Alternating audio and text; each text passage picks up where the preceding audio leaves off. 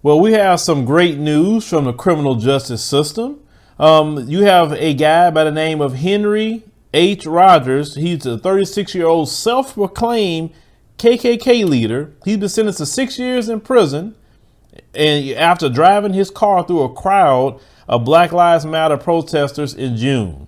So, Rogers, was convicted of 6 misdemeanors for each. He was served 12 months of prison time. And say he was found guilty of 4 simple assaults, property damage, and a hit and run. And say he also faced the 3 felony charges of attempted malicious wounding. These counts, one of each, the 3 people that he struck with the vehicle. And he's set to be heard before a grand jury next month. So he got 6 years just on that. Now he about to get more time after, the grand jury convened. Now, on the evening of June the 7th, Rogers drove his blue Chevrolet pickup truck into a crowd of Black Lives Matter protesters on Lakeside Avenue near Vale Street in Henrico County, Virginia. 2 of the individuals were hit by Rogers' vehicle, testified in court on Monday. According to prosecutors, a cyclist named Richard Sebastian was struck by Rogers' truck. He was carrying water and other aid equipment for the protesters and had stopped for a drink of water. When he noticed Rogers revving his engine. They say he looked very determined. Of course he's determined. He's a white supremacist. He is the devil that the Bible speaks of that's allowed to roam around America. Now, he said that his truck, he was struck by Rogers' truck, while he was on his bicycle, and his foot was ran over by the vehicle. Another demonstrator named Mary Repole was struck by the truck 2 times.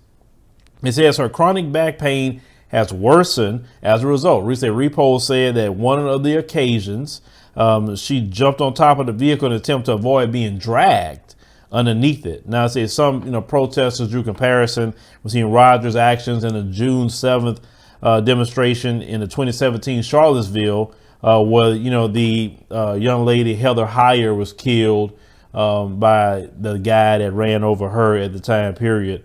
His name was James Fields. If you remember that. They said that witnesses saw the self-proclaimed white supremacist KKK leaders exit his vehicle at one point, showing his pistol off to a teenager, and remained in the car. He said while searching Rogers' home, police also found an assault-style rifle, a vest, and extended magazine clips and ammunition. A green Grand Dragon robe, and forms of memorabilia linked Rogers to the KKK. A document found that in Rogers' home, the practice of clandestineness underscored his adherence to white supremacist ideology. They say Rogers also bragged in a video about his actions. They scattered like cockroaches. He said on a video posted to Facebook. He said, it's kind of funny if you ask me. So he actually did not strike any black people, though. Okay. All the people he struck were white. And they say he believes that they were not targeted because of their race. Rogers was not charged with a hate crime. That's why he wasn't charged with a hate crime. If you'd hit a black person, he'd have been charged with a hate crime. But the fact is, white supremacists would attack any white person that's not on code with them. They are serious about a code. They will harm white people. They will kill white people. In the back in the day, any white person that fought against white supremacy, they would lynch them too. But see, they don't teach that in school. All the white people, they were lynched by the white supremacists for fighting against slavery. They don't talk about that. Of course, they don't want to, because the law of the land is white supremacy. So I think personally, he should be charged with a hate crime, because what he did is under the guise of hate. You get what I'm saying? Especially when they found their Klan memorabilia. No, he should have been charged with a hate crime, even though they were white.